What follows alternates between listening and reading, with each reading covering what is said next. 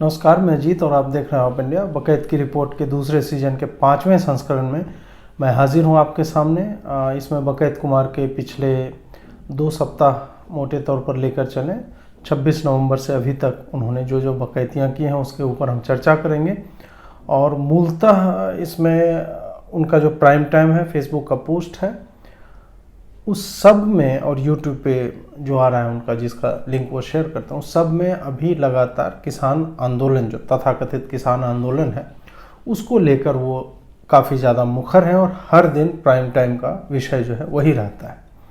इसमें आप काफ़ी पैरेलल्स ढूंढ सकते हैं कि उनकी रिपोर्टिंग शाहीन बाग के टाइम एग्जैक्टली 1 साल पहले कैसी थी। अभी का ही वो दौर था। 16-17 तारीख आएगी दिसंबर की, तब आपको याद होगा कि जामिया में राइट्स होते हैं और उसके बाद से मीडिया में रिपोर्टिंग के, ख़ास करके शाहीन बाग के रिपोर्टिंग की किस तरह से धारा जो है बदल गई थी और कैसे independent Republic of Shaheen Bagh में सिर्फ रवीश जैसों को ही एंट्री मिलती थी, पास बनाए जाते थे और वहाँ से पूरा एक एक तैयार किया जाता था पूरा माहौल की किस तरह से रिपोर्टिंग होनी है, क्या कहाँ जाना है, और वैश्विक स्तर पे जो है उस रिपोर्टिंग की और उन लोगों की और उनके तथाकथित समस्याओं की बात होने लगी थी। किसान आंदोलन को लेकर भी एग्जैक्ट सेम पैरेलल्स हैं इस रिपोर्टिंग में, जिसके ऊपर हम धीरे धीरे बात करेंगे। सबसे पहले जो लेटेस्ट प्राइम टाइम है 8 दिसंबर का, उसको लेते हैं। दिसंबर 8 के एपिसोड की अगर हम बात करें तो वहाँ रवीश ने अमीर किसान और गरीब किसान के कॉन्सेप्ट पे काफ़ी चर्चा किया और जो चर्चा किया उसमें डेटा के लेवल पे काफ़ी गलतियाँ हैं। उन्होंने खुद ही कहा कि ये यहाँ जो किसान आए हुए हैं वो छोटे किसान हैं। इससे शुरू करते हैं और वो बोलते हैं कि भले ही पंजाब में अधिकतर देश के सबसे ज़्यादा किसान जो है बड़े किसान है, उसका परसेंटेज पंजाब में सबसे ज़्यादा है, फिर भी यहाँ जो आंदोलन करने किसान आए हैं वो गरीब किसान हैं, छोटे किसान हैं। उसके बाद छोटे किसान की परिभाषा जो है सरकार कहती है 2 हेक्टेयर से कम की जिनकी जोत होती है उन्हें छोटा किसान माना जाता है। रवीश यहाँ पे हेक्टेयर और एकड़ में जो है गड़बड़ियाँ करते हैं। बोलते बोलते बोल जाते हैं कि छोटे किसान के पास तो 2 या 3 एकड़ ही ज़मीन है, उससे ऊपर 4 या 5 एकड़ की बात करते हैं। वो आप पूरा पढ़ेंगे जो मैं स्क्रीन पर डाल रहा हूँ तो आपको पता चलेगा कि कोई आदमी अपने जॉब को कितना सीरियसली लेता है, ना कोई रिसर्च करना, पूरा का पूरा जो है कल्पनाशीलता पे पूरा एपिसोड निकाल देना, यही सारी बातें यहाँ पे हुई हैं। राष्ट्रीय आंकड़ा जो है छोटे किसानों का 86% है। पंजाब की स्थिति राष्ट्रीय आंकड़े से बेहतर है, वहाँ छोटे किसानों का प्रतिशत 64% है, 64% है। और रवीश खुद लिख रहा है कि बड़े किसानों का प्रतिशत अगर राष्ट्र के परिदृश्य में लिया जाए तो सबसे ज़्यादा किसान जो है बड़े किसान, जिनकी लैंड होल्डिंग जो है 10 हेक्टेयर या उससे अधिक है, वो जो है उधर ही पंजाब में ही मिलते हैं। 10 हेक्टेयर कोई छोटा मतलब एरिया नहीं होता है। 1 एकड़ में लगभग 2.5 बीघा होता है और उसके बाद 1 हेक्टेयर में लगभग 2.47 एकड़ होते हैं। तो आप उस हिसाब से देख लीजिए कि 10 हेक्टेयर वाले किसान किस तरह के होंगे। खैर वो बात अलग है।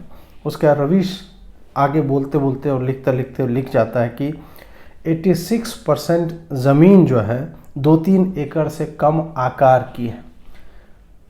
रवीश ये लिखते वक्त क्या सोच रहा होगा या क्या खा पी के लिखा है मुझे नहीं पता। 86% ज़मीनों का आकार 2 या 3 एकड़ का नहीं है। 86% किसान ऐसे हैं जिनकी लैंड होल्डिंग जो है वो 2 हेक्टेयर से कम है, जिन्हें छोटा किसान कहा जाता है। और खेतों का आकार तो यहाँ 1 कट्ठा, 3 कट्ठा धूर और धुरकी में होता है। रवीश बिहार से आते हैं और स्वयं को किसान परिवार का भी बताते हैं या किसानों से जुड़ा हुआ भी बताते हैं। बावजूद उसके इस तरह की गलतियाँ जो है उनसे अपेक्षित नहीं थी, लेकिन ठीक है, बड़े पत्रकार हैं, कुछ भी लिख के निकल जाएंगे, लोग तो मान ही लेंगे, उनके भक्त तो नीचे में हाँ कोस ही रहे लोगों को। उसके बाद अब जो फर्जीवाड़ा रवीश ने, ये तो डेटा के लेवल पे मैंने बताया कि काफ़ी गलतियां की हैं। इसके बाद रवीश ने कहा है कि आंदोलन में आए सब किसान कर्ज से दबे हुए हैं। ये सर्वे रवीश ने कब किया, कितने लोगों से पूछा, ये वो नहीं बता पाते हैं, कहीं नहीं बताते हैं कि कितने लोगों पे क्या कर्ज है। और पंजाब के किसानों पे कर्ज है। और कर्ज को लेकर एक बात और याद आता है कि ये जो 3 बिल हैं जिसका विरोध हो रहा है, उसके आने के पीछे ये संशोधन वाले बिल्स हैं, उनके आने के पीछे की मंशा ही यही है कि जो किसान साहूकारों के चक्कर में अपना उत्पाद जो है, अपना प्रोड्यूस जो है वो मार्केट, ओपन मार्केट में नहीं बेच पाता है, कुछ चीज़ें जो एसेंशियल कमोडिटीज़ में आती हैं उसको उपजा नहीं सकता है या उसका भंडारण नहीं कर सकता है, वैसे किसान जो मर रहे हैं और लगातार आंदोलन करते रहे। पहले भी आपने देखा तमिलनाडु के किसान ने किया, महाराष्ट्र के किसान ने किया, यूपी में हमेशा, यूपी और बिहार में ईख का, गेहूं का, धान का, इन सब के ऊपर बहुत लंबी लंबी चर्चाएं होती रहती हैं। ये सारे किसान भी वहीं के हैं। तो उन सब को लेते हुए कि उनके हाथ में पैसा कैसे जाए वो देख रहे हैं। डायरेक्ट बेनिफिट ट्रांसफ़र स्कीम्स आई हुई हैं, उसके तहत जो है हर छोटे किसान के खाते में जब रोपनी का, बुआई का समय होता है तो कुछ पैसे 2000 रुपये जो है पहुंच जाते हैं। सरकार इसको और भी आगे बढ़ाने की बात कर रही है। जिनके पास 1 बीघा, 2 बीघा, आधा बीघा ज़मीन है, उनके लिए वो 2000 रुपये बुआई के सीज़न में मायने रखते हैं। भले रवीश को लगे कि 2000 दे के क्या कर लेगी सरकार, उन्होंने आगे वस्तुतः यही सारी बातें बोली हैं। तो सब किसान जो है कर्ज से दबे हुए हैं। उसके बाद किसी के पास इतनी ज़मीन है, किसी के पास उतनी ज़मीन है। रवीश ये नहीं बता पाते कि ये डेटा आपने कहाँ से इकट्ठा किया, कितने किसानों से वहाँ पे पूछा। अगर ये सारे किसान कर्ज से दबे हुए हैं तो ट्रैक्टर पे बैठ के कौन सा किसान आया है? वो किसान जिसने बिल को पढ़ा नहीं है, वो किसान, क्योंकि बिल को अगर कोई भी पढ़ ले तो यहाँ पे आंदोलन की कोई आवश्यकता ही नहीं रह जाती, क्योंकि बिल के जो प्रोविजंस हैं वो भी मैं थोड़ी देर में बताऊंगा, वो ऐड ऑन करते हैं, विकल्प ज़्यादा देते हैं किसानों को, न कि उनके विकल्प को रोकते हैं। उनके पास जो पहले से था वो सारी चीज़ें हैं, उसके अलावा उनको और भी विकल्प दिए गए हैं। आंदोलन में आए ज़्यादातर किसान छोटे हैं और उससे रवीश जो है छोटे हैं से छोटे और मंझले हैं पे चले जाते हैं और बोलते बोलते ये भी बोल देते हैं कि कुछ बड़े किसान भी आए हैं, जबकि इनके प्राइम टाइम का और इस लेख का फेसबुक पे जो उन्होंने पोस्ट डाला है उसका मुख्य विषय ही है कि ये छोटे किसानों का आंदोलन है। और एक जगह तो उन्होंने महिला किसानों का भी आंदोलन बता दिया, तो तुरंत छोटे से जो है मंझले पे भी शिफ्ट हो गए। बड़े किसान हैं लेकिन तादाद कम है। बार बार मैं यही पूछ रहा हूँ कि कितने लोगों से बात की गई, वो डेटा दिया जाए कि अगर इतने किसान आए ना, ऑर्गेनाइज तरीके से आए, राशन पानी लेके आए हैं, तो इन किसानों के बारे में हमें जो है हमारे पास डेटा होना चाहिए कि रणवीर सिंह हैं, इनके पास 5 एकड़ ज़मीन है और इतना कर्जा है। फलाने सिंह हैं, इनके पास इतना एकड़ ज़मीन है, इतना कर्जा है। फलाने कौर आई हैं, उनके साथ ये समस्याएं हैं। ये सारी चीज़ें अगर लिस्ट करके रवीश कुमार देते तो ज़्यादा बेहतर होता, वरना हवाई बात करने में क्या है। जिस तरह से बाकी लोग जिन पर रवीश इल्ज़ाम लगा रहे हैं कि वो लोग कह रहे हैं कि बड़े किसानों का आंदोलन है, तो बाकी लोग भी तो कहेंगे ना कि तुम छोटे किसानों का कैसे कर रहे हो। कुछ होना चाहिए ना हार्ड डेटा। आप उनका मुंह बंद करवाने के लिए बताओगे ना भाई कि नहीं ये छोटे किसानों का नहीं है या मझोले का नहीं है, बड़े का, जिसका भी है तो डेटा दो तुम कि 10,000 किसान आए हुए हैं, उसमें 8,000 किसान जो है उनकी लैंड होल्डिंग इतनी है। या फिर तुम राष्ट्रीय प्रतिशत पर खेलोगे। राष्ट्रीय प्रतिशत पे कैसे खेल रहे हो? क्या उसमें पंजाब और हरियाणा के कुछ किसानों को छोड़ के और कोई कहीं का किसान है? नहीं है। मुख्यतः वो लोग इन बिलों के विरोध में और ये तथाकथित आंदोलन कर रहे हैं जिनके पास काफ़ी समय था इस बिल को समझने के लिए। कुछ लोग तो ये भी, रवीश जैसे लोग कह रहे हैं कि सरकार अपनी बात क्यों नहीं पहुंचा सकी। भाई और कितने तरीके से पहुंचाई जाएगी बात? सारे मीडिया में डिबेट हो रहा है। मन की बात में प्रधानमंत्री ने आके बोला, होम मिनिस्टर बार बार बोल रहे हैं, पीयूष गोयल ने प्रेस कॉन्फ्रेंस की, मतलब किसने नहीं बोला है? यही बात सीएए के ऊपर बोला जा रहा था। आप पैरेलल देखते जाइए। उसके बाद जो है इसी में भारत बंद की बात भी रवीश ने की है। और भारत बंद पे अगर मैं बोलूं तो जितना जोर किसान समर्थित संगठनों ने नहीं लगाया, उससे ज़्यादा जोर तो एनडीटीवी पूरे दिन लगा रहा था कि अगर इनके माइक और इनका स्पीकर जो है गांव शहरों में लगा दिया जाता तो हो सकता है कि किसान संगठनों के आह्वान से ज़्यादा एनडीटीवी के आह्वान से लोग जो है सड़क जाम, चक्का जाम, ये जो भी करना चाह रहे थे उस पर आ जाते।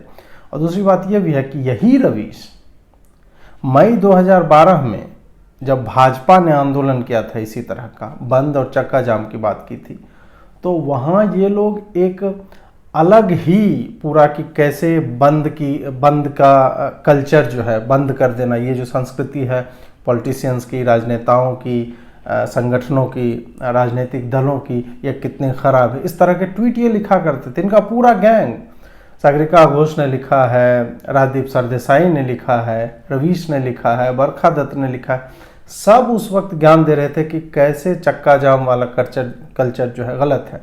और वही लोग ये भारत बंद हुआ कितना सफल हुआ कितना असफल हुआ, इन सब चीज़ों पे भी बात करते हैं और वो एक तरह से इसको जस्टिफाई करते हैं। जैसे कि ये अंग्रेज़ों का दौर है, गांधी जी भी बंद किया करते थे, तो भाई गांधी जी किसके खिलाफ बंद किया करते थे?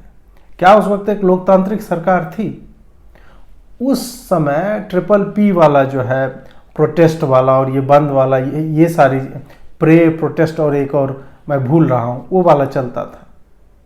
अब तो वो नहीं है ना।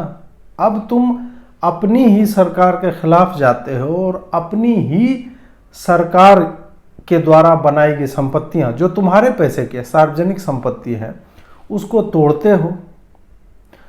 लोगों के जो संवैधानिक अधिकार है, मूवमेंट का अधिकार, हम कहीं भी आ जा सकते हैं, उस पर ट्रैम्पल करते हो। सुप्रीम कोर्ट ने शाहीन बाग को इलीगल करार दे दिया अपने जजमेंट में कि उनको नहीं करना चाहिए था। बावजूद उसके इस मूवमेंट को, इस तथाकथित आंदोलन को कैसे सपोर्ट दिया जा रहा है? इसको इतनी कवरेज क्यों मिल रही है? जब सरकार बार बार कह रही है कि आप अपना आंदोलन जो है बुराड़ी वाले ग्राउंड में ले जाइए, हाईवे खाली कीजिए, तो भी नहीं सुन रहे हैं। उसके बाद ऐसी ऐसी अल्टर डिमांड रखी हुई है कि जितने भी बुद्धिजीवी बंद हैं उन सबको रिहा करो। किसान आंदोलन का उससे क्या लेना देना है? तो इसका मतलब यह है कि ये आंदोलन फिर पॉलिटिकल हो जाता है। तुम्हारी मांग ही मिसप्लेस्ड है।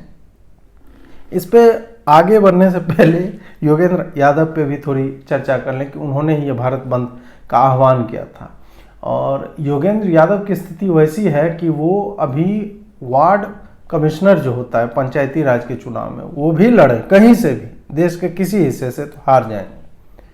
वो दिन रात करके अपनी पार्टी के लिए ट्विटर पे चंदा करने गए, तो जहां ऑप इंडिया जैसी संस्थाओं के सपोर्टर जो है 3-4 लाख रुपया एक आध दिन में दे देते हैं, कभी कभी ठीक दिन रहता है, तो योगेंद्र यादव की पार्टी को मिले थे 55 रुपये। और 55 रुपया का चंदा पाने वाला व्यक्ति ये सोच रहा है कि वो भारत बंद करवा देगा। मतलब सोचिए, मुंगेरी लाल के हसीन सपने, मतलब इसी तरह के कैरेक्टर्स के ऊपर लिखी जाती है। और स्वयं को किसान नेता बताना, स्वयं को किसानों का प्रतिनिधि बताना, ये लोग आंदोलनों की पैदाइश हैं, जो आंदोलन खेलते रहते हैं। इन्हें कोई पूछता नहीं है, कोई बुलाता नहीं है, इनके बातों का कोई महत्व नहीं रह गया है। बावजूद इसके ये लोग कहीं ना कहीं माइक पे चले जाएंगे। होते हैं कभी सम्मेलन, आप कभी करवाइएगा अपने छोटे स्तर पे, तो देखिएगा कि जो चेयर पे बैठा हुआ वो भी चाहता है किसी तरह जो स्टेज पे पहुंच के माइक ले ले और लोग उसे भी जाने। तो योगेंद्र यादव की स्थिति गांव के उसी मतलब नेग्लेक्टेड पोएट की तरह हो गई, नकारे गए लोग की तरह हो गई है, जिसे कोई भाव नहीं देता, लेकिन वो किसी तरह घुस के स्टेज पे जो है चला जाना चाहता है, ताकि उसके बारे में बातें हों, उसके बारे में छपे कि हाँ भाई उन्होंने भी कुछ बोला है इस पर। इस बकैती जो है रवीश की पूरी किसान आंदोलन पे ही है। तो आगे बढ़ने से पहले शॉर्ट में मैं बताना चाहूँगा कि ये जो तीनों लॉ है, मैं पहले भी बता चुका हूँ, दोबारा बताना चाहूँगा बहुत ही संक्षेप में, कि इसमें पहला लॉ जो है वो ये इनेबल करता है कि मंडी में ही किसान जो है अपने उत्पाद को बेचने के लिए बाध्य नहीं है। पहले एक ही ऑप्शन था, पहले वो ओपन मार्केट में प्रतिबंधित था, वो बेच नहीं सकता था खुले बाजार में। अब जो नई व्यवस्था है उसमें मंडी का सिस्टम है, मंडी में जाइए आप वहाँ बेच सकते हैं, लेकिन अगर आपको वहाँ पे लगता है कि नहीं मिलेगा, आप ऑनलाइन भी बेच सकते हैं। आप ऑनलाइन भी बेच सकते हैं अपने गेहूं को, आलू को, प्याज को, जिस चीज़ को बेचना है, वो सिस्टम हो गया एक। जो भी आपसे खरीदना चाहे, छोटे बड़े लोग, ओपन में जिसके पास आपको जाना है, जिसको बेचना है, जिसको बेचने की आपकी इच्छा हो, जहां आपको ज़्यादा पैसे मिल रहे हों, तो आप वहां पे भी जाकर बेच सकते हैं। ये प्रावधान है। दूसरा जो है कॉन्ट्रैक्ट फार्मिंग को लेके है, दूसरा बिल जिसे काला कानून बताया जा रहा है, उसमें क्या है कि अभी तक जो प्रोविजंस हैं, आप जैसे खेती कर रहे हैं करिए, जैसे बेच रहे हैं बेचिए। उसके अलावा सरकार ने ये एक और विकल्प दिया है लोगों को कि आप बहुत बड़े जो विक्रेता होते हैं, खरीदार होते हैं, उनको आप बेच सकें। बड़े बड़े कॉरपोरेट्स हैं, उनसे आपको फॉरवर्ड कॉन्ट्रैक्ट उसको बोला जाता है, वो भी कर सकते हैं कि खेती करने से पहले ही आप कॉन्ट्रैक्ट कर लेते हैं कि इस खेत में क्या उगाना है। अगर उसके लिए वो पैसा प्रोवाइड करना चाहता है तो एक तरह से ये बीमाकरण हो जाता है कि आंधी आए, पानी आए, जो भी आए, मेरे खेत से जो है इतना पैसा तो मुझे मिलना चाहिए। इस तरह के फार्मिंग कॉन्ट्रैक्ट्स आप साइन कर सकते हैं। छोटे खुदरा व्यापारी हैं, उनको आप बेच सकते हैं। साथ ही अगर आपको लगता है, और एक्सपोर्टर्स जो होते हैं, निर्यातक होते हैं, वो भी आपसे सामान खरीद के, मान लीजिए कि इंग्लैंड में या कहीं पे भी, मैं एक उदाहरण ले रहा हूँ, ऑस्ट्रेलिया में, न्यूजीलैंड में, जहाँ पे भी आपके प्रोड्यूस का ज़्यादा कॉस्ट मिल रहा है, आपको पता चला, इंटरनेट के ज़माने में ऐसा है नहीं कि कुछ छुपा हुआ है, तो आपका जिस एक्सपोर्टर के साथ कॉन्ट्रैक्ट है तो आप नेगोशिएट कर सकते हैं कि मैं तुम्हें ये सामान इतने में दूंगा, तुम वहाँ पे ये रेट चल रहा है तो मुझे उसका मुनाफा मिलना चाहिए। कई चीज़ें भारत में एक्सक्लूसिव है जो होती हैं, ज़्यादा होती हैं, जिसकी डिमांड विदेशों में है। तो इस तरह से एक्सपोर्टर्स से जुड़ना, आप पहले सोचिए किसानों को सिर्फ मंडी तक सीमित किया जाता था, और अब किसान जो है एक्सपोर्टर्स के ज़रिए जो है कॉन्ट्रैक्चुअली वो जुड़ सकता है और वो जो है इंटरनेशनल मार्केट तक में अपना प्रोड्यूस बेच सकता है। तो इसमें किसी को समस्या क्यों हो सकती है। तीसरा जो है वो है कि कुछ एसेंशियल कमोडिटीज़ थी, आवश्यक वस्तुएं थीं, जिनके ऊपर सरकारी नियंत्रण था कि ये जो है ये प्रोड्यूस, इसको बेचने का, खरीदने का, उगाने का कितना होगा, नहीं होगा, ये जो है एक दायरे में ही हो रहा था। अब उसे एसेंशियल कमोडिटीज़ एक्ट है, उससे मुक्त किया गया, उन चीज़ों को हटाया गया। उन चीज़ों में क्या क्या है, उसमें है आपको अनाज हो गए, दाल हो गया, चावल हो गया, ये सब हो गया, आलू है, प्याज है, दलहन है, मतलब दाल वाले जितने हैं, तिलहन है, उसके बाद खाने वाले तेल है। ये सारी चीज़ें जो हैं पहले उपजाने से, भंडारण से और तरह तरह के इस पे जो है एसेंशियल कमोडिटीज़ के जरिए जो है किसानों के ऊपर एक बाध्यता थी, और कह सकते हैं कि कई मामलों में प्रतिबंध भी था। तो अब उसको भी हटा दिया गया। तो अब आप बताइए कि ये 3 इतने सिंपल जो अमेंडमेंट्स आए हैं, तो इसमें तो विकल्प दिए गए हैं, ज़्यादा किया गया है, जो था उसको हटाया नहीं गया है, जो विकल्प किसान के पास थे उसको हटाया नहीं गया, बल्कि नए विकल्प, नए तरह से बेचना, नए तरह से उगाना, नए तरह से कॉन्ट्रैक्ट करना। और कॉन्ट्रैक्ट ऐसा नहीं है, कुछ लोग इसे में करें कि नहीं कॉर्पोरेट अब खेती करने लगेंगे। भाई तुम खेत दे दोगे तब करने लगे ना खेती। अभी ऐसा नहीं है कि जबरदस्ती अब कॉन्ट्रैक्ट फार्मिंग आ गया तो आपको कॉन्ट्रैक्ट फार्मिंग ही करना पड़ेगा, नहीं।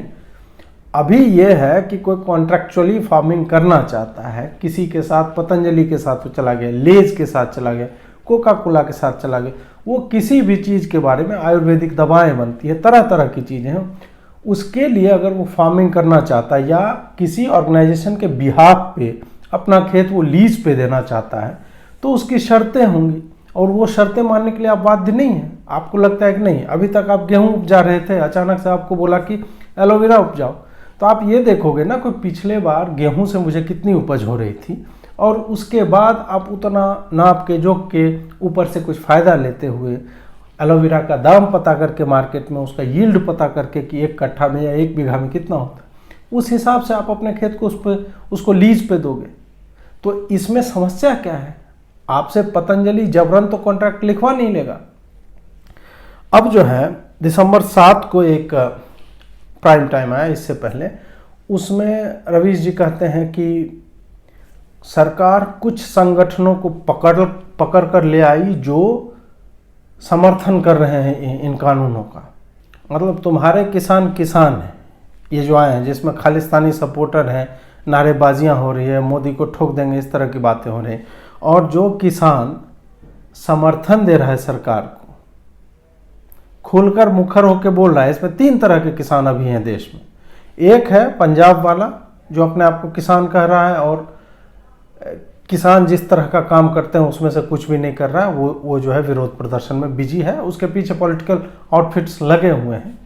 दूसरा किसान वो है जो समर्थन दे रहा है मुखर होकर, जो मिलता है कृषि मंत्री से, मिलता है कैबिनेट मिनिस्टर से और उनको अपना समर्थन देता है कि नहीं ये हमारे पक्ष में, ठीक। तीसरा किसान वो है जो पूरे देश का है, पंजाब और हरियाणा को छोड़ के, जो चुप है, जो इसको सपोर्ट नहीं कर रहा है। करना होता, अगर ये देशव्यापी किसान आंदोलन होता, सारे किसान क्यों नहीं वहाँ पे। इसका मतलब ये है कि ये फर्जी है, ये पॉलिटिकली मोटिवेटेड है। बिहार और यूपी के किसानों को, महाराष्ट्र के किसानों को, तमिलनाडु के, विदर्भ के, इन सारे जगहों के किसानों को फर्क नहीं पड़ रहा है, वो शायद हैप्पी हैं। मन की बात में जिस तरह से कई किसानों का नाम लिया प्रधानमंत्री जी ने, और उसके बाद ट्विटर पे घूम रहा है, कई किसानों ने मेरे अपने इलाके के लोग हैं, मैं ऐसे ऐसे किसानों से मिला जिनका 5 बीघा खेत है और वो ठीक से खेती कर रहे हैं।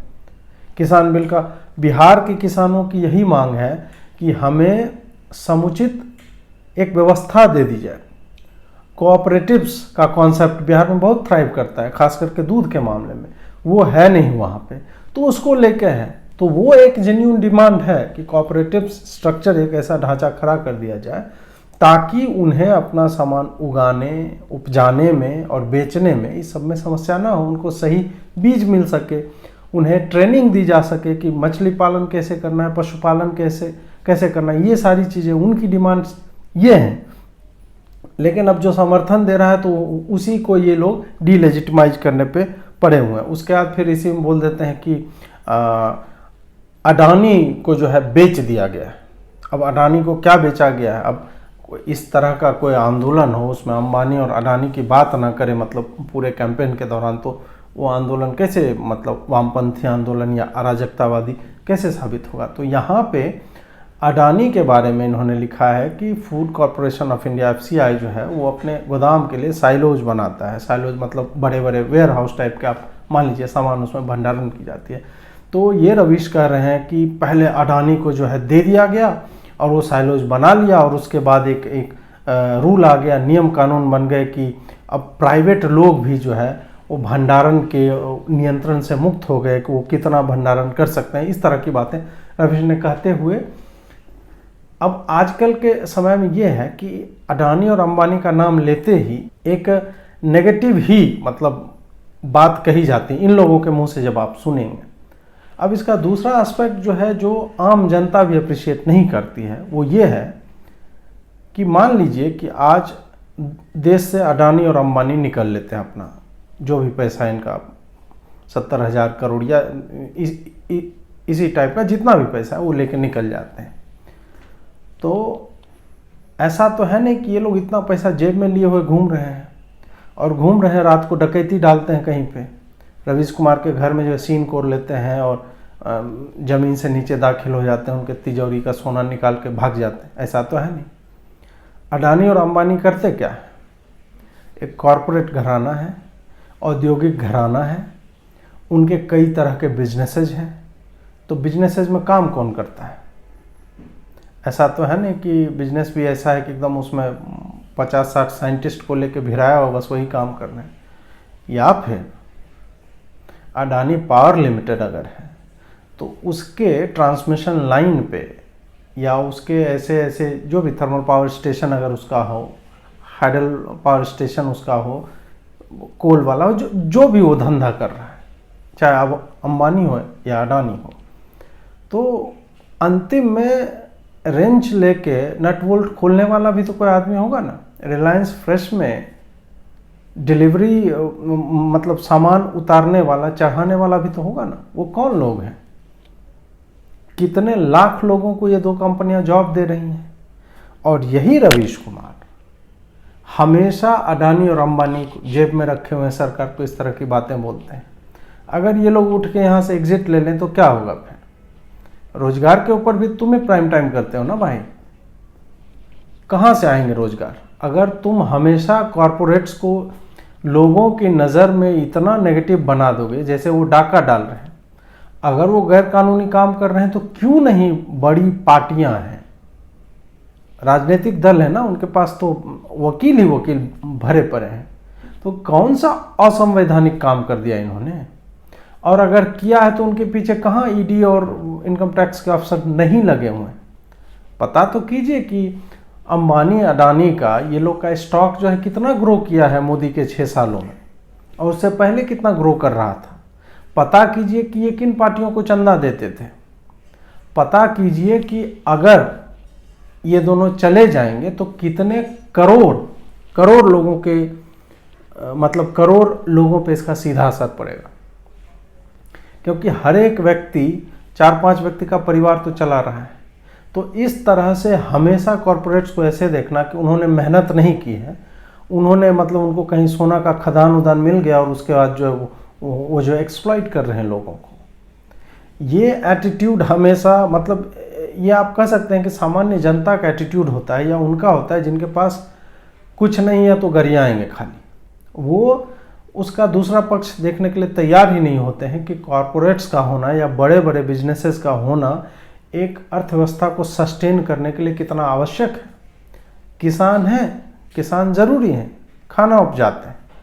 अन्नदाता भी कहा जा रहा है, इन किसानों को अन्नदाता कहा जा रहा है जो ट्रैक्टर में आग लगा रहे हैं और मतलब कितने लाखों लोगों के आवाजाही पे रोक लगाए हुए, उनके संवैधानिक अधिकारों का हनन कर रहे हैं एक तरह से। अन्नदाता, फिर कोई जो है मैं जो है मीडिया दाता हो जाऊंगा। काहे के अन्नदाता भाई? ये सारी इमोशनल बकलोली जो है, ये काहे के अन्नदाता? आपके पास ज़्यादा उपज होती है, उसको आप बेच रहे हैं, तो ये इमोशनल क्यों हमारे ऊपर फेंक के मारा जाता है? मैं भी किसान परिवार से हूँ, मैं ये रोता हूँ आजीवन। मेरे पिताजी तो कभी नहीं रोए। कुल मिला के 1.25 बीघा जमीन पड़ती है मेरे हिस्से में, पिताजी के हिस्से में। वो कभी नहीं रोने गए कि हम अन्नदाता हैं, हमको ऐसे नहीं भाई। किसान है, उसके सामने जितनी ज़मीन है उसमें बुआई करता है, मेहनत करता है, काटता है। हाँ, वो हमेशा ये चाहेगा कि अगर सरकार उसको लेके कोई लॉ बना रही है, क्योंकि किसानों के लिए लॉ बनता है, विद्यार्थियों के लिए कानून बनता है, समूहों के लिए कानून बनता है, तो उसके लिए जब कोई कानून बन रहा है तो इनेबलर हो वो कानून। ऐसा ना हो कि बोल दे कि नहीं किसान जो है फलाना खेती नहीं करेगा, यही खेती करेगा, फिर तो हो गया अंग्रेज टाइप, नील की खेती करवा रहे हैं, इस तरह की बातें हो जाएंगी। तो किसानों को इस तरह से मतलब प्रोजेक्ट कर देना कि जैसे बाकी और लोग काम नहीं कर रहे हैं इस देश में। जो जूता की फैक्ट्री चला रहा है, जो सर्विसेज दे रहा है, वो सब कुछ नहीं है। किसान अन्नदाता है, बाकी लोग क्या है? फिर इसमें बहुत जज्बाती हो जाना मतलब बहुत ही साधारण सी बात है, बहुत सिंपल है और टाइम नहीं लगता है जज्बाती होने में हम लोगों को। लेकिन हम लोग हमेशा भूल जाते हैं कि सिर्फ एक सेक्टर से या देश के एक हिस्से के पॉलिटिकली मोटिवेटेड लोगों के आने से और उनको अन्नदाता कह देने से, जो वाकई में अपने खेतों में काम कर रहा है और इन कानूनों से जिसको फ़ायदा मिल रहा है, उस पर किस तरह का नकारात्मक असर पड़ेगा। खैर, अब रवीश ने अडानी को घेर तो लिया, लेकिन ये भी नहीं बता पाए। वो सरकार से ही पूछ रहे हैं कि अडानी ने जो साइलोज बनाए हैं उसमें एफसीआई ने सरकारी ज़मीन उसको दी या ज़मीन रेंट पे दी, क्यों बनाया? अरे भाई पता तो कर लेते, जब घेरना ही है तुमको तो आरटीआई लगाओ, आरटीआई लगाओ और फिर इंतज़ार करो, उसका जवाब आएगा, पता चल जाएगा तुमको। और क्या इस देश में आज तक जितनी मतलब सरकारी कंपनियां हैं, जितने सरकारी लिमिटेड नवरत्न कंपनियां हैं इस तरह की हैं, हमेशा मतलब वो नई जगह पे काम शुरू करते तो अपनी ही ज़मीन पे करती है क्या? या वो भी रेंट देती है कहीं पे? अगर वो रेंटेड अकोमोडेशन लेगी, कहीं ऑफिस स्पेस बनाएगी या कुछ बनाएगी तो रेंट पे तो ले सकती है ना। तो हो सकता है कि अडानी ने भी लिया होगा, उसके अग्रीमेंट्स होंगे, तो जाके पता करो। और ये भी पता करना कि पहले की सरकारें जब कॉरपोरेट्स को घुसने देती है व्यापार करने के लिए, जिसको कहा जाता है ईज ऑफ डूइंग बिजनेस, जिसका रैंकिंग ऊपर नीचे चढ़ता है तो रवीश भी ज्ञान देने आता है। यही है ना कि अगर एक रेगिस्तान है तो वहाँ पे टोकन मनी 1 रुपये एकड़ लेके ज़मीन दी जाती है। क्यों दी जाती है? क्योंकि वो न सिर्फ मैन्युफैक्चरिंग सेक्टर को बूस्ट देते हैं, ऐसी कंपनियां या ऐसे कारखाने जब लगते हैं, बल्कि ये लोग हज़ारों लोगों को नौकरी भी देते हैं। तो सरकार का जो लॉस होता है कि 1 रुपया एकड़ दे दिया, वो तो ऐसे भी रेगिस्तानी ज़मीन है, बैरन लैंड है, तो उसके बदले सरकार को कितनी चीज़ें मिलती हैं। इकॉनमी जो है थ्राइव करती है, लोगों के घर में जो है रोजगार जाता है, लोगों के घर में खाना पहुंचता है। तो इन सब चीज़ों को कोई मतलब टोटलिटी में देखने के लिए तैयार नहीं है। बस अडानी है तो गरिया दो उसको बिना काम का। अब जो है रवीश पूछते हैं कि ये जो सुधार हुए हैं वो करने से पहले किस किसान संगठन से पूछा गया? काहे क्यों पूछा जाएगा किसान संगठन से? मेरे गांव का किसान तो किसी संगठन का हिस्सा नहीं है। किस किसान संगठन का चुनाव होता है पंचायत चुनाव की तरह? है कोई ऐसा संगठन जिसमें हर एक किसान, जो छोटा से छोटा किसान जो वोट दे के चुनता हो किसी को, या फिर गांव का है या मंडी का है, वो अपने में तय हो जाता है और वहीं पे 25 आदमी मिलकर एक समिति बना ली और तुम्हें किसने मान्यता दे दी कि तुम सारे किसानों के प्रतिनिधि हो जाते हो? 500 किसान संगठन है, हर जिले का अपना संगठन है, लेकिन क्या उस जिले के उस संगठन में उस अंतिम किसान का प्रतिनिधित्व हो रहा है जिसकी जोत जो है 2 बीघा की है, 10 कट्ठा की है? नहीं होता है। तो कानून बनाने से पहले उससे क्यों पूछा जाएगा, किसान संगठनों से? क्योंकि कानून बनाने वाले जो लोग हैं उनको ऑलरेडी 27 करोड़ लोगों ने चुनकर भेजा है। तो ये किसान संगठन तो 500 हैं, उनके अध्यक्ष 500 होंगे। उनको और मिला लोग, पूरे संगठन में कितने लोग हैं तो 20-20, 50-50, 100 भी कर दोगे तो 50,000 लोग होंगे। तो 27 करोड़ लोगों ने जिसको वोट देके, और सांसद का अंग्रेजी लॉ मेकर भी कहा जाता है उनको, कानून बनाने वाले, विधायिका में वो बैठते हैं जहां कानून बनाए जाते हैं। तो फिर जो चुन कर के आए हैं, रवीश के हिसाब से उन्हें कानून बनाने का अधिकार नहीं है। सरकारें जो है कश्मीर से धारा 370 हटाए तो पहले महबूबा मुफ्ती से पूछने जाए कि हम हटाएं या नहीं। उन्हीं से पूछने जाए जो उन धाराओं को एक्सप्लॉइट कर रहे हैं। सरकार मतलब पॉलिटिकली मोटिवेटेड किसान संगठनों से, हमें नहीं पता है कि ये किसान संगठन क्या करते हैं। जिस मंडी, पंजाब की अगर मैं बात करूं, तो वहां किसान को उसी आढ़त में, मंडी में अपना प्रोड्यूस बेचने के लिए 8.5% टैक्स देना पड़ता है, 8.5%। अगर उसका 100 रुपये का सामान है तो उसमें 8.5 रुपया एज टैक्स जाता है। आप बताइए कि यही कारण है ना कि ये जो टैक्स जाता है उसमें 3% जाता है बाजार शुल्क, 3% ग्रामीण विकास शुल्क और 2.5% आढ़तिया विकास शुल्क। अब कोई बताए कि किसान के पैसों से ग्रामीण विकास शुल्क क्यों लिया जाता है? क्या सरकार के पास और मतलब तरीके नहीं है? खुद ही बोल रहे हो किसान अन्नदाता है, किसान, गरीब किसान आंदोलन कर रहा है। तो गरीब किसान से 100 रुपये में 8.5 रुपये तुम क्यों ले रहे हो? अब सरकार ने यही व्यवस्था की है कि ये 8.5 रुपया देने के लिए किसान मजबूर नहीं है। उसका ट्रैक्टर या ट्रक जब मंडी में घुसता है तो हर ड्राइवर से पैसे लिए जाते हैं। वो तो इलीगल है। लीगल मैंने 8.5% बताया आपको, और इलीगल उसको जितना पैसा देना पड़ता है। उसके बाद तुम्हारे धान में हाथ लगा के, तुम्हारे गेहूं में हाथ लगा के बोल देगा हाँ इसमें मॉइस्चर है। उसकी गुणवत्ता कम बता करके उसका मतलब तुम्हें जो है फोर्स करेगा कि तुम कम दाम में बेचो, या फिर उसको बैक एंड से कुछ पैसा दो तो तुम्हारी गुणवत्ता बढ़ जाएगी रखे रखे। तो इन आढ़तियों ने, इन मंडी वालों ने किसानों के जेब में डाका डालना शुरू किया है। और आप पता कीजिए जिन जिन राज्यों में और जिन जिन जिलों में ये मंडियां होती हैं, आप पता कीजिए कि मंडियों के बारे में किसान की क्या राय है और मंडियों को चलाने वाले लोग कौन हैं।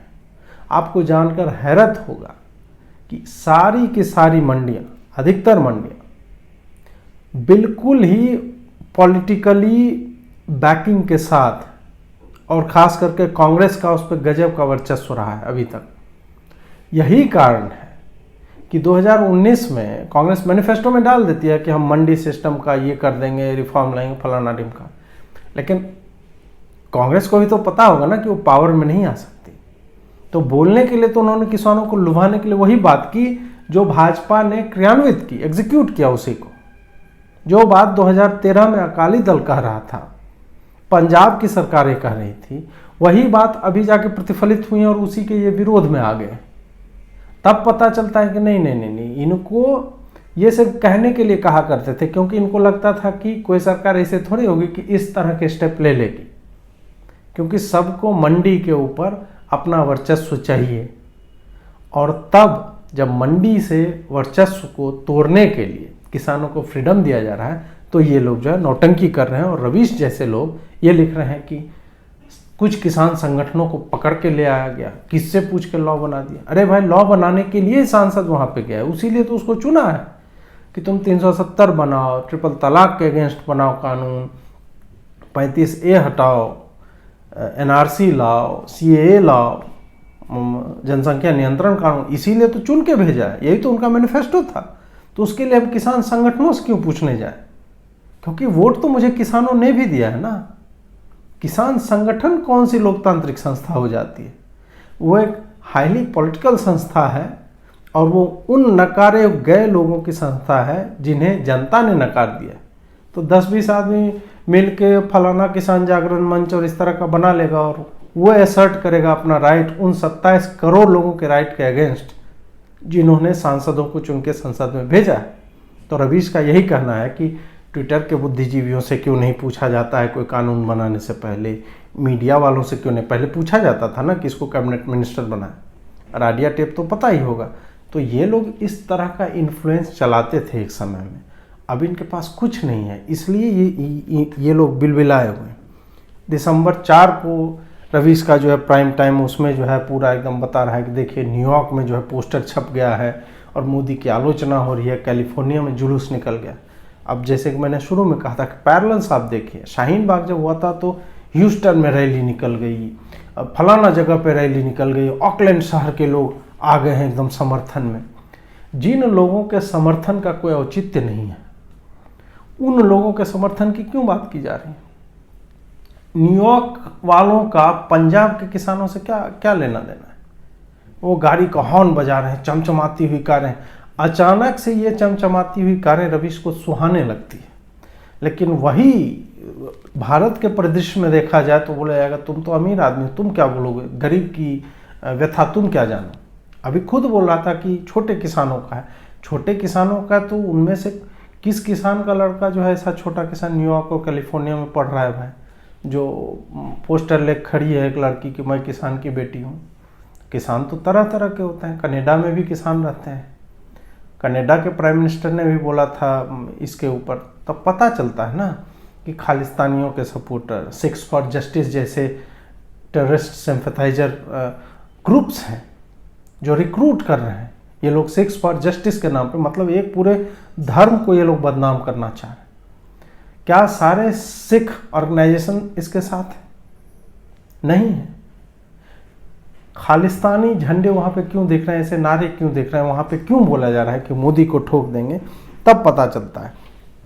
किसान आंदोलन जो है अब जो है उसके नाम पे फलाने साहित्यकार ने अपना अवार्ड लौटाया, ये साहित्य अकादमी, लौटाते रहो भाई। रवीश कुमार जिन साहित्यकारों का नाम ले रहे थे उनका नाम भी ठीक से नहीं ले पा रहे थे, फंबल कर रहे हैं, हड़बड़ा रहे थे। ऐसे ऐसे तो ये साहित्यकार रहे हैं। तो लौटाओ, अवार्ड वापसी गैंग का प्रचलन तो है ही। रवीश ने खुद बोला कि क्या इन्हें भी अवार्ड वापसी गैंग कहा जाएगा? बिल्कुल कहा जाएगा। जब तुम्हें समझ नहीं है चीज़ों की, जब तुम कानून को नहीं जानते हो, और तब जब तुम इस तरह की नौटंकी करते हो, तुम्हें गैंग का ही सदस्य माना जाएगा। तुम गैंग के ही लोग हो। तुम अपने एक्कोलेट्स को, अपने अवार्ड्स को लेके ब्लैकमेल करना चाह रहे सिस्टम को।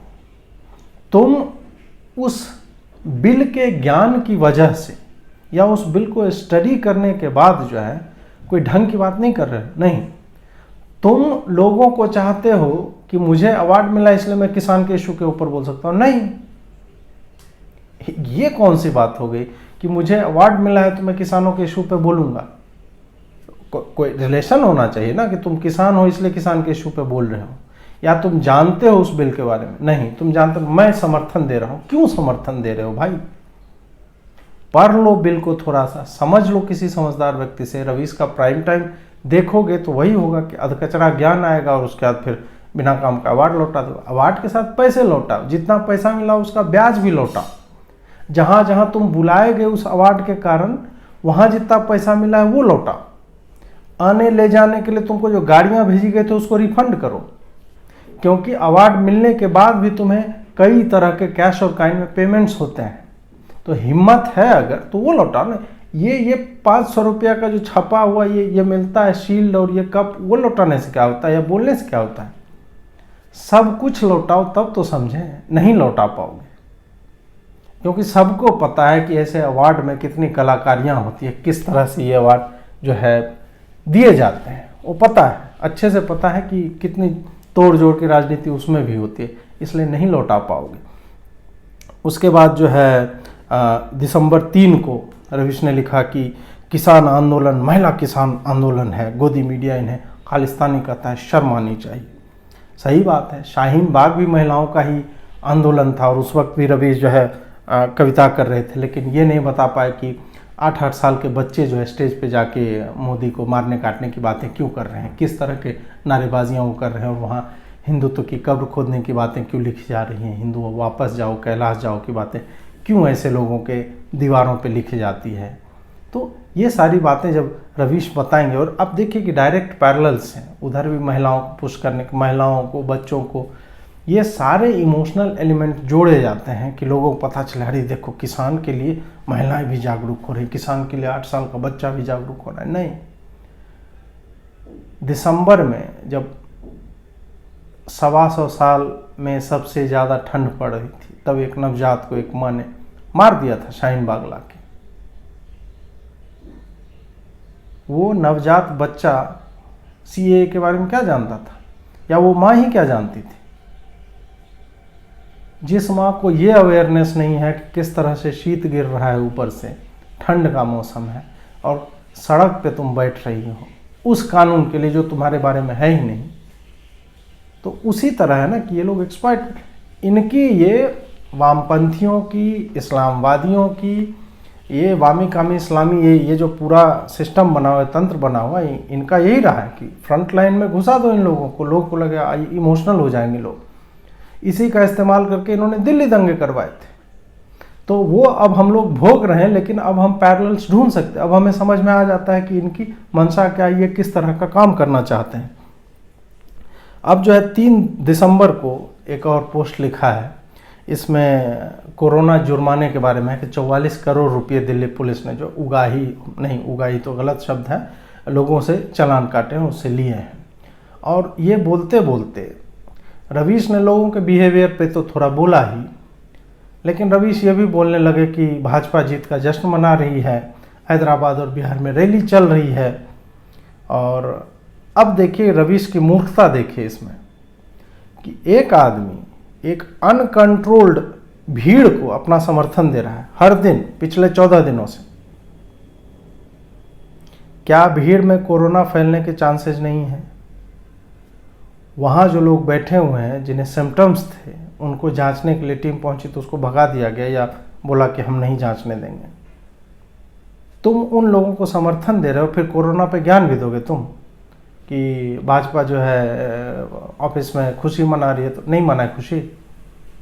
4 से 44 हो जाएगा तो काहे नहीं खुशी मनाएगा? तुम्हारी जल रही है, तुम्हारा भवक रहा है नीचे में, तो तुम्हें टेंशन होना चाहिए, तुम दुखी हो, मातम मनाओ, जो पार्टी जीते वो खुशी मनाएगी। अब ये बताओ कि क्या हैदराबाद में और बिहार में कोरोना का स्पाइक हो गया, या जिस दिल्ली के बारे में बोल रहे हो और पूरा लिखने में तुमने आम आदमी पार्टी का नाम तक नहीं लिया, वही आम आदमी पार्टी जो पूरी तरह से कोरोना को ठीक करने में नाकाम रही है, बार बार अमित शाह को उसकी मदद करनी पड़ती है, सुप्रीम कोर्ट से फटकार लगती है, और वही आम आदमी पार्टी इस अनियंत्रित अराजक भीड़ को राशन पहुंचा रही है, खाना पीना दे रही है, सपोर्ट दे। उसका विधायक जो है वो खुल्लम खुल्ला लिख रहा है अपने ट्विटर पे कि हाँ हम लोग जो है खाना पीना का इंतज़ाम कर रहे हैं। तो कोरोना का हॉटबेड दिल्ली ऑलरेडी है, उसके बाद तुम उसके बॉर्डर के इलाके में इस तरह की भीड़ जमा होने दे रहे हो, वहाँ कोई भी आ जा रहा है, मीडिया के लोग आ जा रहे हैं ना भाई, तो तुम वहाँ पे क्यों नहीं ज्ञान दे रहे हो? सारा ज्ञान तुम्हारा भाजपा नेताओं के इर्द गिर्द ही क्यों घूमता है? और लास्ट में मतलब केजरीवाल का देखिए, मतलब कितना ये लोग आम आदमी को मूर्ख समझता है कि दिल्ली की बात हो रही है और उसमें केजरीवाल का नाम नहीं लिया और लिख दिया कि नेता लोग जो है वातावरण को हल्का बना देते हैं, इसीलिए लोग मास्क नहीं पहन रहे। लोग मास्क अपनी मूर्खता के कारण नहीं पहन रहे। कौन सा नेता बिना मास्क के घूम रहा है? और नेता नहीं घूम रहा है तो लोग भी अपना मतलब जान पे खेल के ना लगाए मास्क। ये कौन सी बात है? जागरूकता का कितना कैंपेन चलाया जाए, हर आदमी फ़ोन करता है तो उसको वो मैसेज बजता है कान में। तो ये सारी चीज़ें हमें देखनी होगी कि तुम किस मंशा से लिख रहे हो और क्या लिख रहे हो और किसको डिफेंड कर रहे हो और किसके बारे में अटैक करना चाह रहे हो। जब कोरोना जहाँ जहाँ पीक करता है, अहमदाबाद में शुरू में कर रहा था तो बड़ी बवाल काटे। न कलकत्ता के बारे में लिखा, न चेन्नई के बारे में लिखा, न मुंबई के बारे में, न पुणे के बारे में, न दिल्ली के बारे में। ये सारे हॉटबेड्स लगभग आधे कोरोना का ये जो बढ़ रहा था उस टाइम में, जिस टाइम तुम केरल मॉडल की चर्चा कर रहे थे, उस टाइम ये सारे हॉटबेड थे। और यहाँ पे चूंकि तुम्हारे मतलब की सरकारें हैं, इसलिए तुम उनके बारे में दो लाइन नहीं बोल पाते हो। तब पता चलता है कि तुम कोरोना के लिए सीरियस नहीं हो, तुम्हें जलन है, तुम्हारी जल रही है, तुम्हारे जूतों पे राख गिरी हुई है। खड़े हो गए और जलेगा कहीं तो राख तो जूते पे ही गिरेगा ना। तो तुम्हारे जूतों पे राख गिरी हुई है कि हैदराबाद में वहाँ के म्यूनिसिपल कॉरपोरेशन इलेक्शंस में भाजपा जो है दूसरी सबसे बड़ी पार्टी कैसे बन गई भाई। वो जश्न मनाएगी और लगातार तुम्हारे कैंपेनिंग के बावजूद बिहार में भी एनडीए सरकार बना ले जाती है। तो दर्द तो होगा ही, दर्द तो होगा ही, इसलिए तुम बोल रहे हो।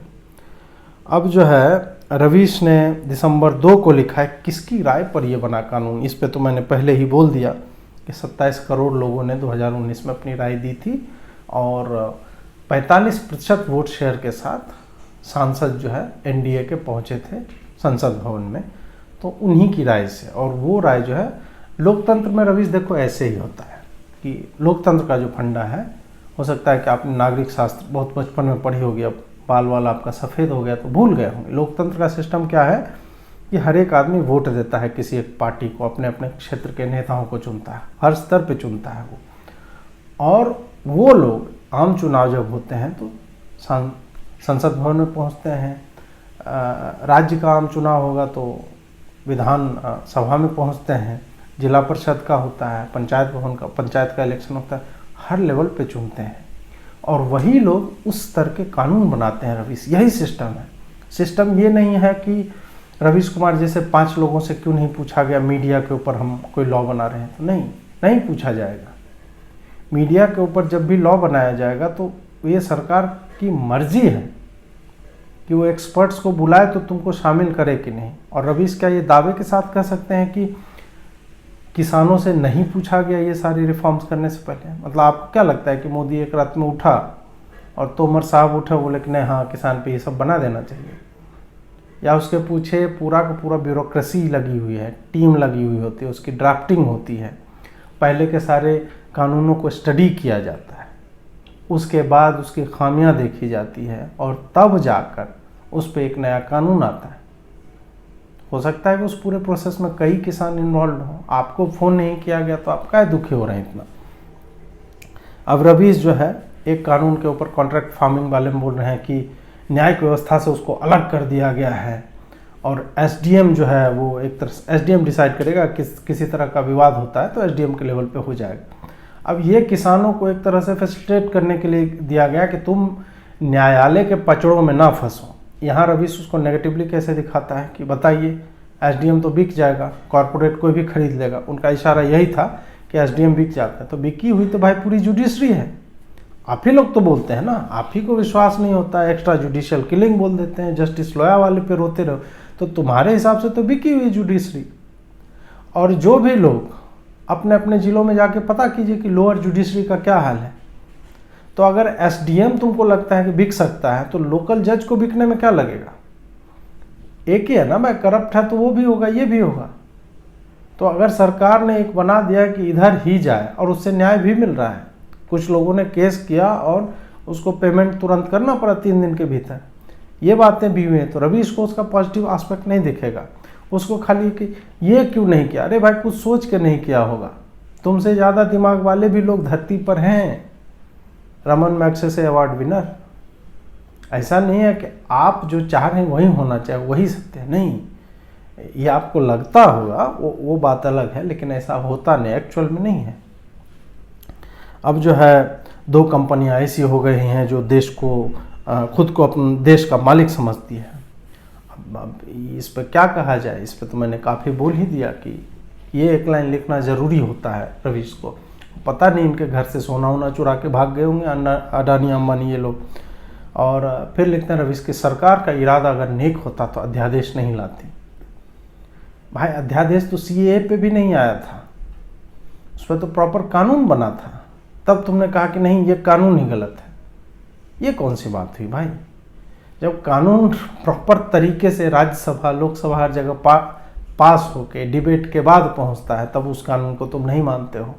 तो अब अध्यादेश आया तो अध्यादेश आया तो ये कानून बन जाएगा, उसका है ना तरीका भाई। ऐसा तो है नहीं कि अध्यादेश ही रह जाएगा हमेशा के लिए, उसको तो नेक्स्ट सेशन में पास करना ही होता है। तो इसमें क्या गड़बड़ी होगी? मतलब ये किया जाए तो कौन सा कानून सरकार लाती तो तुम कहते कि नहीं अध्यादेश जो है कोरोना के टाइम में मजबूरी है और लाना पड़ा, बड़ा अच्छा किया। नहीं, तो हमेशा यही कहोगे क्योंकि कोरोना का एक है और ऊपर से तुमको कहने का मौका मिल जाता है कि हाँ अध्यादेश क्यों लाई। तो अध्यादेश क्या मतलब, क्या हमने यूके के या यूएसए में जाके पास करवा लिया क्या कि इसी संविधान का, इसी विधायिका का, इसी लेजिस्लेचर का काम है ना अध्यादेश लाना। यही का सिस्टम है ना भाई, अध्यादेश का सिस्टम है कि नहीं? तो क्या वो गैर कानूनी है? नहीं है। तो फिर मंशा पे क्यों सवाल उठाते हो? फिर मंशा पे तो तुम्हारे भी सवाल उठेगी कि तुम 14 दिन से एक ही बात काहे रटे जा रहे हो भाई? वहीं पे बैठ जाओ जाके राशन पानी लेके, स्टूडियो से काहे कैंपेनिंग कर रहे हो? अब नवंबर 30 का एक है, उसमें कहा जाता है कि किसान भारत का होता था अब पंजाब का होने लगा है। हाँ भाई, मतलब अगर ये किसान भारत के भी होते रवीश तो यूपी से भी आते, बिहार से भी आते, महाराष्ट्र से भी होते, हर जगह से चल के आते। और बावजूद इसके अगर पूरे देश का भी किसान आ जाता, फिर भी इस लॉ को, इस कानून को पढ़ने के बाद मुझे नहीं लगता कि वो इन बातों पे आंदोलन करते तो उन्हें सही माना जाता। क्योंकि जो एग्जिस्टिंग चीज़ें हैं वो तो हैं ही, उसके इतर और व्यवस्थाएं पॉजिटिवली दी गई हैं, तो उस पर कोई आंदोलन क्यों करना चाहता है, ये समझ से बाहर है। इसीलिए शायद पंजाब का ही किसान कर रहा है, क्यों कर रहा है सबको पता है। अब जो है लिखते हैं रवीश की कहाँ खुले बाजार में किसान माला माल हो रहा है, एक आदमी खोज कर ला दो। तो रवीश जी ये बताइए कि कहाँ बंद बाजार में किसान माला माल हो रहा था। ये बताइए आप रवीश जी कि किसान को विकल्प देना एक काला कानून कैसे हो जाता है? किसी ने मना किया कि वो मंडी में अनाज ना बेचे, किसान के पास तो ऑप्शन अभी भी है कि मंडी में जाके बेच सकता है। किसी ने कहा किसी को कि जबरन तुम कॉन्ट्रैक्ट कर ही लो, नहीं किया रवीश जी। ओपन मार्केट जो है हर एक व्यक्ति को एक सेम प्लेटफॉर्म देती है ग्रो करने के लिए। अभी तक आप एक ही जगह बेचने के लिए बाध्य थे, अब आप कहीं भी बेच सकते हैं। अगर मंडी का सिस्टम फेल है, एमएसपी वहाँ भी नहीं मिल रहा है तो ठीक है, तब भी नहीं मिल रहा था, अब भी नहीं मिल रहा है। लेकिन ये तो है ना, उसको 8.5% टैक्स तो नहीं देना पड़ेगा, उसको ट्रैक्टर लेके घुसने पे जो है 500 रुपया 1000 रुपया पर ट्रैक्टर तो देना नहीं पड़ेगा ना। तो ये सारे टैक्स जो सेड हैं, रिटर्न टैक्सेज हैं, और जो नॉन रिटर्न है अनसेड टैक्सेज हैं, उससे तो मुक्ति मिली किसानों को। तो करने दीजिए फ्री मार्केट में। फ्री मार्केट तो सबके लिए सही होता है। फ्री मार्केट की वजह से आपका चैनल भी चल रहा है, नहीं तो सरकार बोलती नहीं न्यूज़ में खाली डीडी न्यूज़ रहेगा। खैर वैसे आपका कोई रिलेवेंस नहीं है, फिर भी मतलब कहने के लिए मैंने एक एग्जाम्पल दे दिया। अब जो है नवंबर के भी हफ्ते में पूरा लास्ट सप्ताह जो है उसमें भी सारा का सारा इनका प्रोग्राम जो है इसी किसानों को ही लेकर था। और एक अश्लील मुस्कुराहट के साथ कोट पहन के मरियल सा चेहरा लेके बोलता रहता है कि ये कानून काला कानून है और अन्नदाताओं की अनदेखी हो रही है, फलाना ढिमका, मतलब राइमिंग वर्ड्स कविता कभी शेयर कर देता है जाके कि कौन धान उगाएगा। भाई धान उगाने वाला धान रोप रहा है और काट रहा है, जिसको गेहूँ उपजाना है वो गेहूँ की बुआई कर चुका है और 4-4 इंच के पौधे निकल चुके हैं। तो और जो आंदोलन जिनको करना है वो पॉलिटिकली मोटिवेटेड है और वो क्या कर रहे हैं वो भी सबको दिख रहा है। अंत में मैं बस यही बात करना चाहूँगा कि ऐसा नहीं है कि किसानों की समस्याएं नहीं हैं, किसानों की समस्याएं हैं। किसानों को ब्लॉक के लेवल पे बीज मिलने में समस्या है, किसानों को प्रशिक्षण मिलने में समस्या है, किसानों को कोऑपरेटिव्स जहाँ पे वर्क करते हैं बिहार जैसे जगहों पे, वहाँ पे उत्पाद बेचने में समस्या है। लेकिन इन समस्याओं के बावजूद जब आप इन बिल्स को पढ़ते हैं, इन कानूनों को पढ़ते हैं, तो हो सकता है कि देश में अभी जितनी किसान की समस्याएं सबको नहीं छुआ गया हो, सबको सॉल्व नहीं किया जा रहा हो। लेकिन आप ये नहीं कह सकते कि ये जो कानून आए हैं वो बिल्कुल ही गलत हैं और उनको पूरा रिपील किया जाना चाहिए, और उसके नीचे में ये भी लिख देते हैं कि जितने वामपंथी एक्टिविस्ट फलाना ढिमका जो जेलों में है स्टूडेंट, उन सबको रिलीज किया जाए। नहीं, इसका मतलब यह है कि आप जो है पूरे राजनीतिक रूप से प्रेरित हैं इसको करने के लिए, और इसके पीछे की आपकी मंशा जो है वो गलत है। और भी बकैत कुमार की बकैती चलती रहेगी, जब जब मुझे समय मिलेगा तो मैं आपसे जुड़ता रहूँगा। एक अपील करना चाहूँगा आप लोगों से कि हमारे वेबसाइट पे जाइए, हमारे फेसबुक पेज पे जाइए, वहाँ से लिंक्स उठाइए, पढ़िए, शेयर कीजिए, वीडियो को लाइक शेयर और सब्सक्राइब कीजिए। और हमें अपना सहयोग देना चाहते हैं तो स्क्रीन पे जो है UPI ID जो है हमारा opindia@kotak है, और अगर ऐसे सपोर्ट करना चाहते हैं तो opindia.com/support है, उस पर जाके कर सकते हैं। जुड़ने के लिए बहुत बहुत आभार आपका। नमस्कार।